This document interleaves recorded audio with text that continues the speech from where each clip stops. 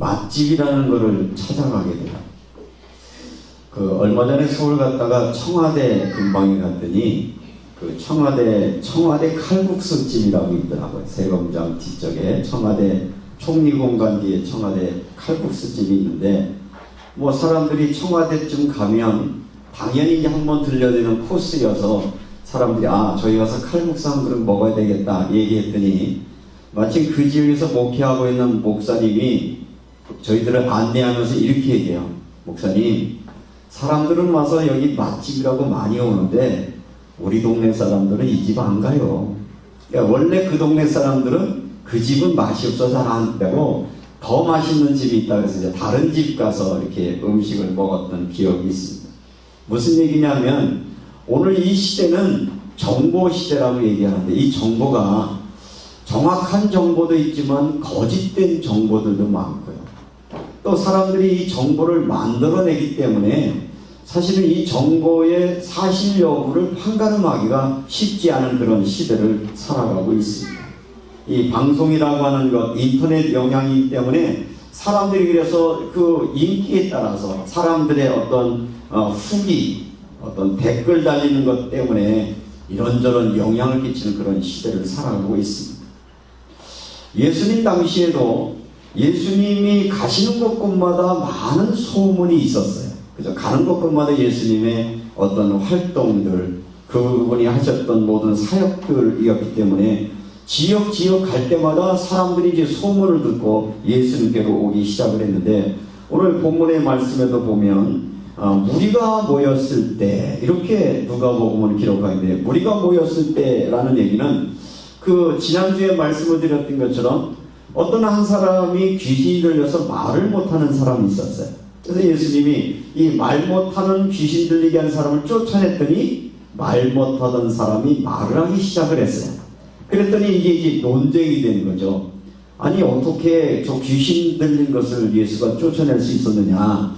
그래서 예수를 신뢰하지 못하는 바리새인들과 많은 서기관들은 예수께서 이 귀신의 왕 바알세불이 들려서 귀신을 쫓아낸다라고 하면서 예수의 사역을 비난하니까 예수님께서 뭐라고 얘기를 하십니까? 만일 내가 귀신의 왕의 힘을 입히고 귀신을 쫓아내는 것이면 귀신끼리 싸우는 거 아니냐? 그게 아니라 내가 이 귀신을 쫓아낸 것은 하나님의 능력으로 귀신을 쫓아낸 것이고, 그래서 이 사람은 더 이상 귀신에 사로잡혀서 소통이 없는 삶, 사람과의 대화가 끊겨지고 외로움과 고통의 삶에서 해방되어서 하나님을 사랑하고 이웃을 사랑하는 그런 말을 하며 살아가는 축복의 삶을 있다라고 하는 이야기가 이제 지난주의 메시지의 내용들이었습니다. 그래서 이런 귀신 쫓아낸 이야기가 듣고 나서 사람들이 더 많이 모여오기 시작을 했어요. 더 많이 모여왔을 때 예수님이 뭐라고 얘기를 하셨냐면, 이 사람들이 지금 많은 사람들이 이 세대는 악한 세대다. 예수님을 보고 따라온 많은 군중들을 향하여 예수님이 이렇게 말합니다. 이 세대는 악한 세대인데, 왜냐하면 그들의 의중을 알았어요. 더 큰 표적을 자꾸 보여달라고 말하는 거예요. 그래서 이 더 큰 표적이라고 하는 것을 요구하는 저들에게 예수님은 내가 보여줄 표적은 요나의 표적밖에 없다. 이 얘기를 오늘 성경 본문에서 말씀하고 있습니다. 저는 그래서 오늘 이 본문의 말씀을 중심으로 예수님 당시의 사람들이 예수님에게 요구했던 게 표적이라면, 오늘 이 시간 여러분들이 예배 드리러 오셨어요. 그죠? 하나님 앞에 예배하러 왔는데 여러분들은 무엇을 원하셔서 이곳에 왔습니까? 라는 그런 물음으로 무엇을 원하십니까? 라는 제목의 말씀으로 함께 은혜의 말씀을 나누려고 합니다. 이 예수님이 말씀하셨던 것처럼 한 사람의 귀신에 사로잡히면 이 귀신에 사로잡혔던 사람의 귀신이 떠나가서 귀신이 머물 곳을 찾았다고 그랬는데, 귀신은 머물 곳을 찾다가 찾지 못했다고 그랬어요. 왜냐하면 귀신이 찾는 것은 물 없는 곳을 찾는다고 그랬어요. 이 얘기는 생명 없는 곳의 귀신이 주인이시다. 이 얘기를 예수님이 말씀하시는 것이고, 그래서 이 사단이 떠나가서 물 없는 곳, 이 물이라고 하는 것, 저번에도 말씀을 드린 것처럼 바로 생명 없는 것, 예수 생명 없는 곳에 거하는 귀신들은 떠나갔다가 집이 소재되고 청소되었다고 하면 그때 저들이 들어올 때 뭘 데리고 온다고요? 7 귀신을 데리고 오는데, 그래서 여러분들 빈집은 위험합니다. 빈집이 위험하다는 얘기는 여러분의 영혼 안에, 여러분의 생각 안에 주인이 계시지 아니하면 귀신은 언제든지 7 귀신을 데리고 들어와 저 사람이 삶이 언제부터? 저번보다 더 악하게 되었다. 어쩌면 오늘 이 시대를 표현하고 있는 것 같아요. 어쩌면 우리 민족, 우리나라가 근대화를 이루어가고 오늘 현대까지 오면서 수없이 많은 열심히 또 성공을 향해 달려왔습니다. 막상 그래서 모든 것을 이루는 것 같은데 점점 사람들의 내면의 세계, 가정들은 붕괴하고 사람들의 마음속에는 불만과 어떤 원망한 마음과 어떤 갈등의 요소들이 점점 많아서 어쩌면 오늘날 많은 사람들은 말 못하는 벙어리로 살아갑니다. 여기 말 못하는 벙어리라고 하는 것은 소통이 끊어진 시대라고 말하는 거죠. 가족끼리 대화를 할 수 없어요. 같은 공동체 안에 있는 사람들끼리도 마음과 마음을 나눌 수 없는 이런 악한 귀신 들린 이 시대가 오늘의 시대가 아닌가 하는 생각을 하면서 오늘 주님의 말씀을 통해서 다시 한번 해방받는 놀라운 은혜가 저와 여러분의 있기를 주님의 이름으로 축원합니다.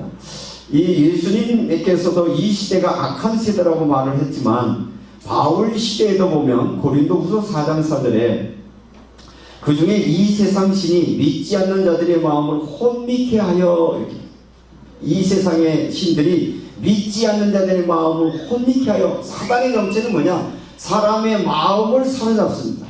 사람의 생각을 사로잡습니다. 그래서 복음을 듣지 못하게 하고 자기의 종되게 하는 것인데, 여기서 얘기하는 이 세상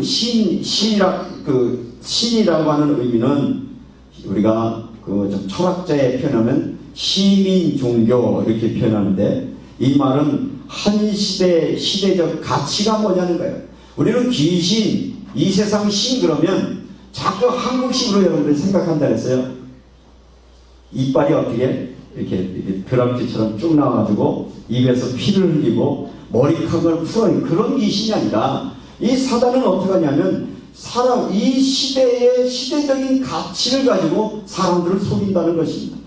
이 시대의 가치가 뭐냐? 이 땅을 평가하는 어떤 학자는 이렇게 표현합니다. 오늘 사회는 보편적 부패 시대다, 이렇게 정의했어요. 보편적 부패 시대다. 이게 무슨 말이냐면 돈과 쾌락이 목적이 된 사회가 우리 사회가 됐어요. 모든 사람들의 삶의 관심은 돈과 쾌락. 2000년 전이나 지금이나 우리 인간의 삶이 그렇다는 것입니다. 뿐만 아니라 이 돈과 쾌락이 목적이 된 사회의 특징은 뭐냐? 실정법이 불법으로 정하지 않으면 모든 것이 통용되는 사회. 한번 이 단어들을 잘 한번 기억해 보세요. 사람들이 보지 않으면 뒤에서 엄한 짓 많이 합니다. 법으로 걸리지 않는 것은 괜찮다고 생각을 합니다. 누구에게 들키지 않으면 괜찮다 해서 늘 죄를 꿈꾸며 살아가는 이 시대를 살아가고 있고요. 어떤 현대학자는 오늘 시대를 표현하면서 이렇게 표현합니다. 나는 접속한다 고로 존재한다. 무슨 얘기입니까? 인터넷 시대에 살면서 허황된 정보 속에 살고 익명이라는 이름 안에 온갖 추한 댓글과 추한질을 하고 사람들은 돌아서서 컴퓨터 좌판 안에 삭제 하나만 누르면 내가 하는 어떤 짓인지 없어진다고 생각하니까 오늘 현대인들의 마음속에는 무엇이 사로잡고 있느냐면 바로 수치심을 살아버린 시대다, 이렇게 얘기합니다. 오늘날 사람들이 부끄러움을 몰라요. 부끄러운 짓을 하고도 부끄러움을 못 느끼는 무감각 시대에 오늘 이 시대가 살아가고 있다는 것이죠. 이런 일들을 보면서 현대인들의 특징은 수치심이 없고 인륜이 파괴되어서 하나님의 말씀을 듣고 회개하는 것을 잃어버린 그런 시대를 우리가 살아가고 있다고 얘기합니다. 요즘 놀라운 사실은요, 한국에 지금 청소년들이 신앙생활하는 그 통계를 내보니까 4.8%라고 해요. 초, 중, 고, 청년들이 신앙생활하는 사람들이 4.8%인데 선교학에서 보면 5% 이하이면 미선교 종족이거든요. 이것은 미전도 종족이 된다는 거예요. 다시 말하면 선교의 대상이 된다는 것인데, 저는 이런 통계를 보면서 앞으로 우리나라의 미래가 어떻게 될까 너무 두려운 거예요. 너무 심각할 정도로 복음을 잃어버린 시대를 우리가 살아가고 있고, 어쩌면 저희 세대, 여러분의 세대는 믿음이 있어서 그래도 하나님을 두려워하는 마음이 조금이라도 있습니다. 이렇게 예배하면서 우리의 죄된 모습을 듣기라도 하지만 하나님 앞에 예배를 포기하고 하나님의 말씀을 듣기를 포기한 젊은 세대 앞으로의 삶은 오늘 일곱 귀신이 사로잡은 것처럼 더 큰 고난과 더 큰 어려움이 다가온다는 생각을 하면 우리가 얼마나 더 기도하면서 말씀 가운데 세워야 되는가 하는 그런 결단을 해야 되는 시간이 와지는 것입니다. 복음의 능력에 거하지 아니하면 시민 종교가 무상이 되고 세상 문화와 풍습이 문화가 되어져 버리면 우리 시대는 더 고통의 문제가 오는 것인데, 이 세대 속에서 가장 큰 어려움이 뭐냐 하면 여러분 소통의 부재라는 거예요. 요즘 여러분들이 청소년들, 청년들 중에서 보면 노인들을 폄하하는 댓글들이 굉장히 많아졌어요. 그것 중에 혹시 모르는 분한테 이거 알려주면 나쁜 건 되겠는데 한 가지 단어면 뜰딱이라고 그래요. 할머니 할아버지들한테 애들이 뭐냐면 뜰딱이라고 그럴 거예요. 틀딱이라고 그러죠. 무슨 얘기죠? 틀니를 딱딱거리는 말 안 통하는 영감들, 그런 얘기. 정말 우리 심각하게 받아야 돼요. 이 소통이 끊어져서 그래요. 공통의 가치가 없어서 그래요. 하나님의 말씀 앞에 제가 어제도 신방 드리면서 10계명의 말씀은 내 부모를 공경하라 라는 그런 메시지를 했는데, 이미 우리의 아이들의 마음속에, 우리의 생각 속에 부모의 공경, 사람의 공경들은 사라져버리고 세상의 가치와 문화가니까 이제 노인들은 골칫거리예요. 청년들이 생각할 때도 우리의 일자리를 빼앗는 사람들. 그러니까 이제 옛날에는 노인을 공경했는데 노인은 점점 짐이 되고 부담이 되는데, 문제는 여러분도 노인이 되어가고 있다는 거 아닙니까? 여러분은 아직 아니라 안심되십니까?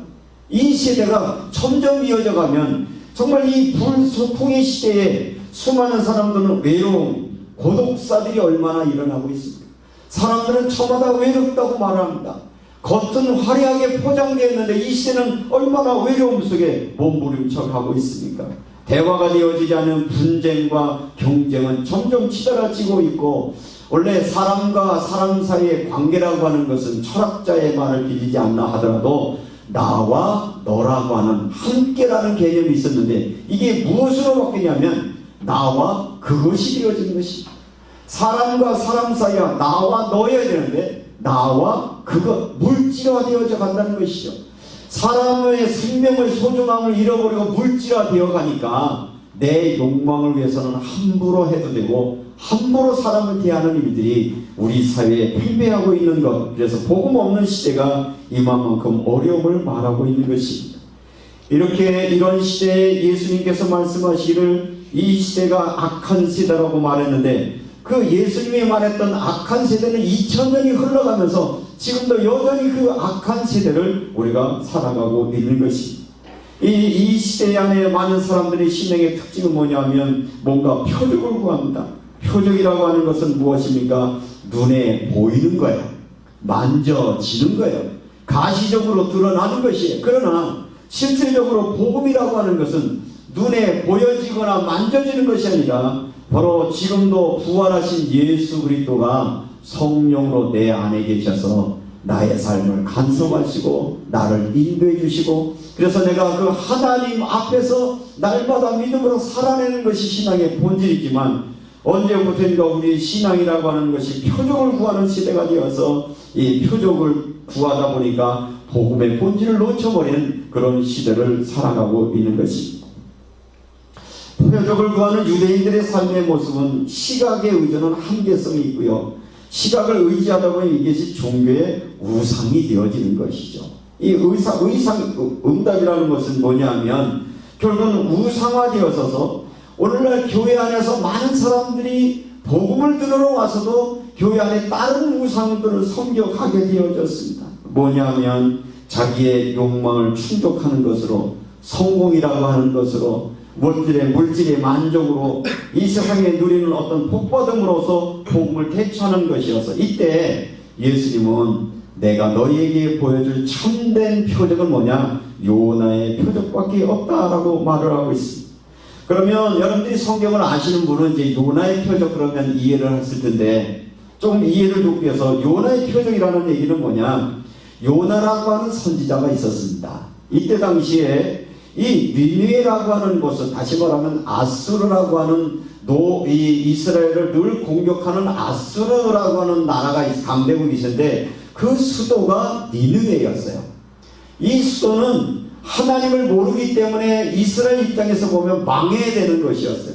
이 니느웨 성이라고 하는 것은 당시 인구가 60만이나 되었고요.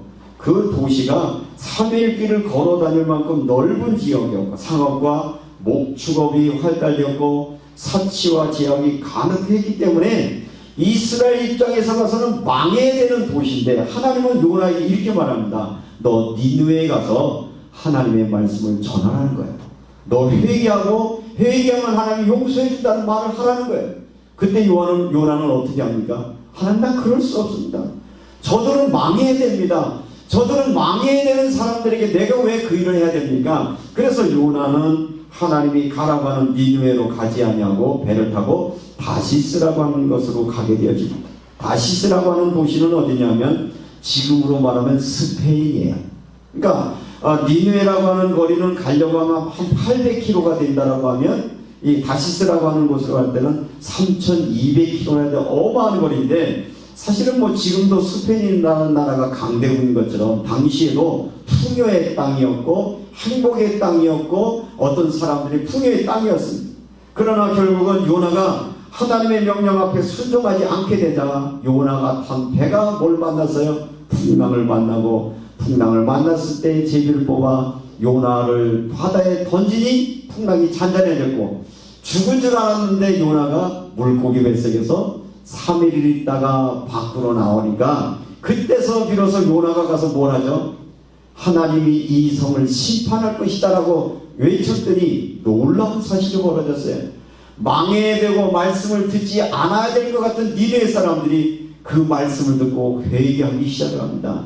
그래서 멸망받아야 될 사람들이 멸망해서 구원받는 역사가 요나의 표적이라는 말인 것이죠.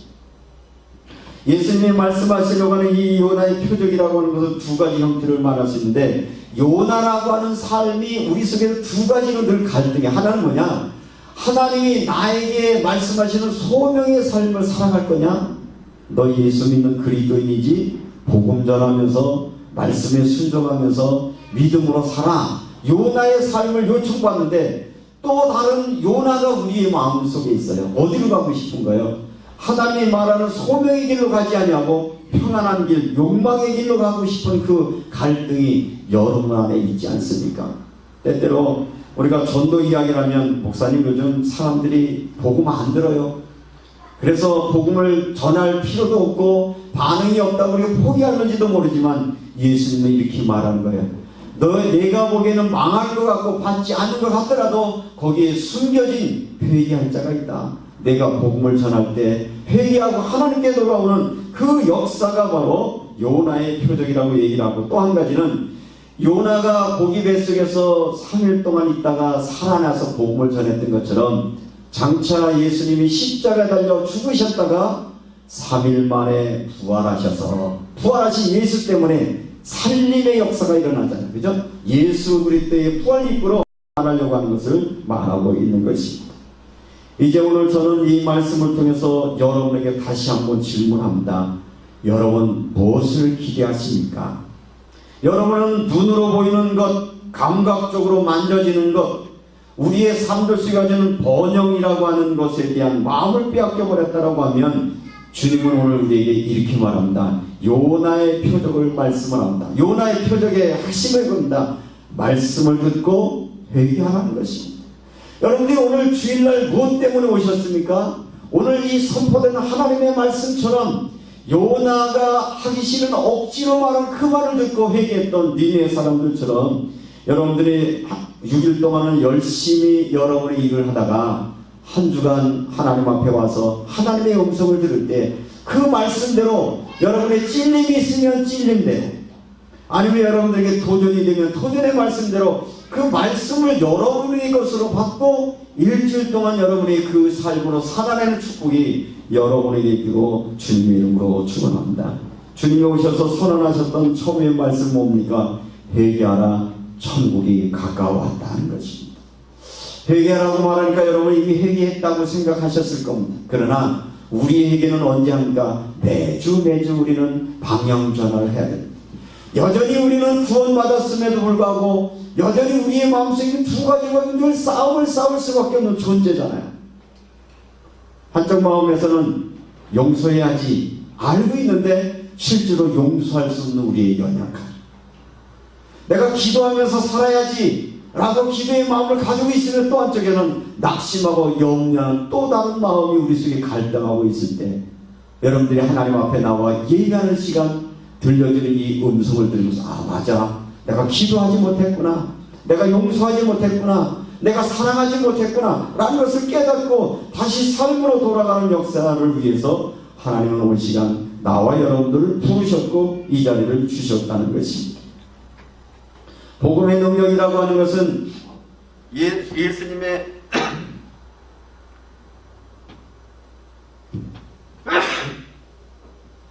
그의 가르침과 그의 말씀의 삶을 나의 삶으로 살아내는 데 의미가 있어요. 여러분 예배를 드려준다고 생각하시지 말고 예배의 주체가 여러분이 되시기를 주님의 이름으로 부탁합니다.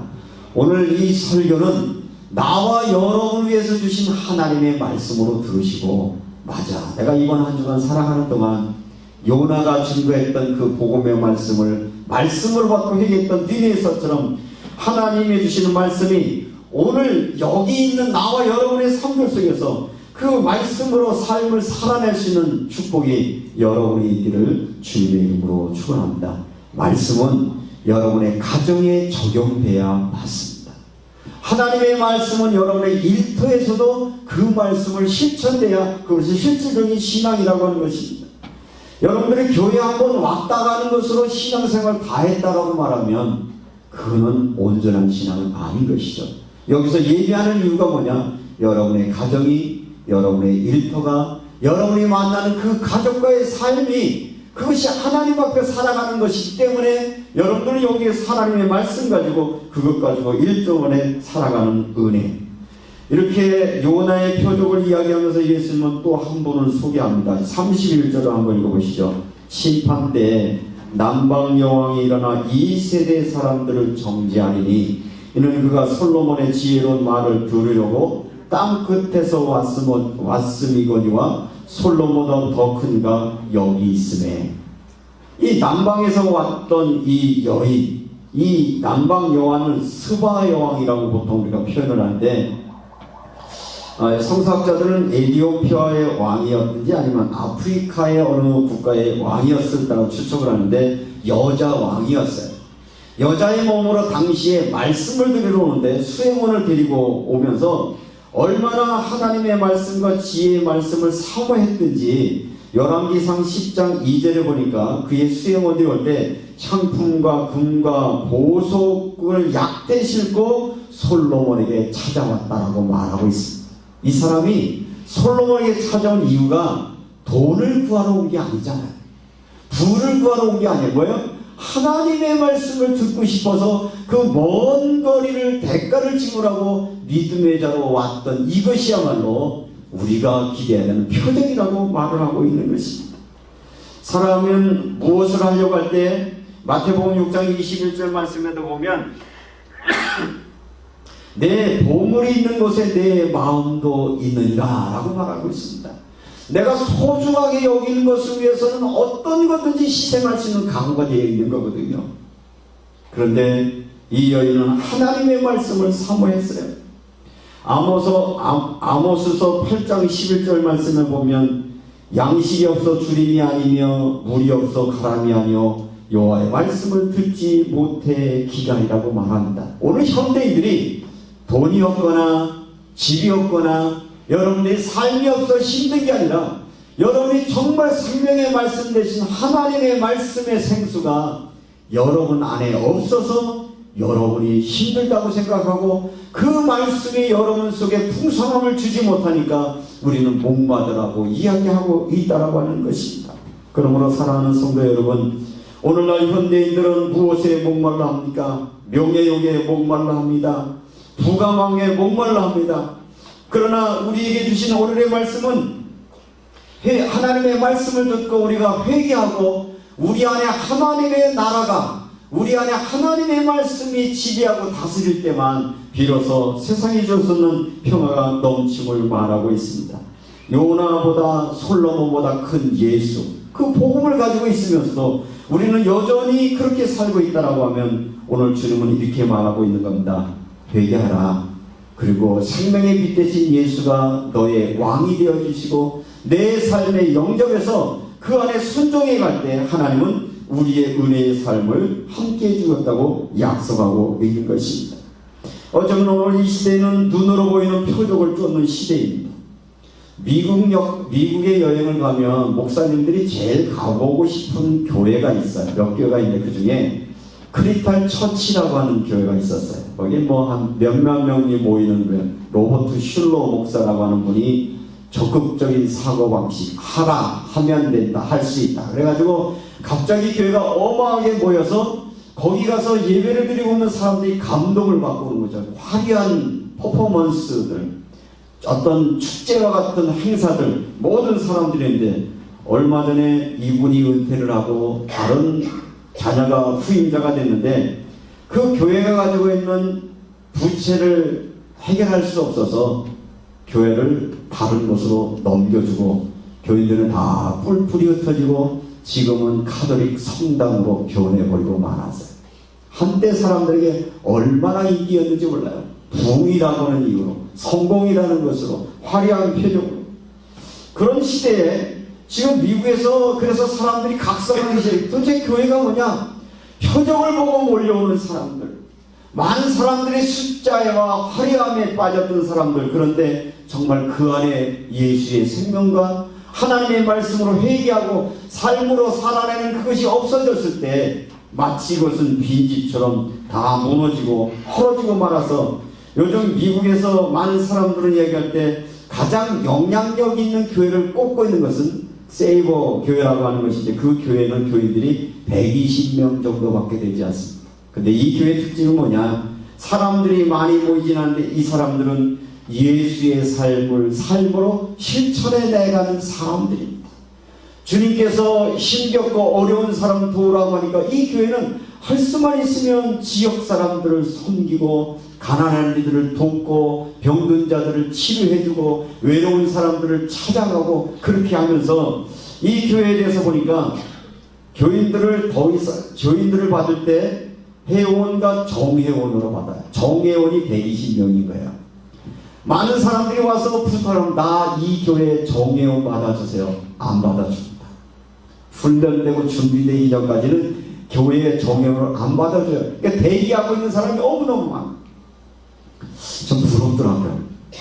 우리 교회도 좀 정회원으로 받아가지고 아무나 오지 마.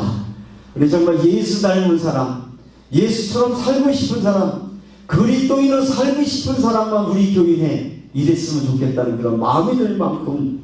그래서 이 교회는 어떤 교회냐? 믿음의 사람들, 하나님의 말씀을 듣고 회개하고 말씀대로 순종하며 살고 싶은 사람들, 자기 욕심이 아니라 주님이 원하시는 마음으로 이웃을 사랑하고 섬기는 사람들, 복음의 삶을 살아내는 교회가 가장 영향력 있는 교회로 세워지는 것을 보면서 저도 그런 기도 제목이 생겼습니다. 주님, 우리 소명교회가 이곳에서 무엇을 위해서 존재합니까? 여기에 그리스도인이라 불리운 사람들, 정말 나 예수님처럼 살고 싶어, 예수님의 마음처럼 예수님처럼 삶을 살아내는 그런 축복의 주인공들이 저와 여러분이 되어주시기를 주님의 이름으로 초대합니다. 여러분들이 그렇게 초대합니다. 요나의 표적밖에는 줄 것이 없다고 말합니다. 얼마나 많은 사람이 모여있느냐가 중요한 게 아니라 얼마나 대단한 사람이 모이는 게 중요한 게 아니라 말씀을 들을 때마다 회개하고 말씀 앞에 순종하고 말씀으로 나갈 수 있는 우리 소명교회를 만들어가는 일들에 저와 여러분들이 함께 쓰임받기를 주님의 이름으로 축원합니다. 기도하겠습니다. 은혜로우신 아버지 하나님, 많은 기적들을 보고 싶어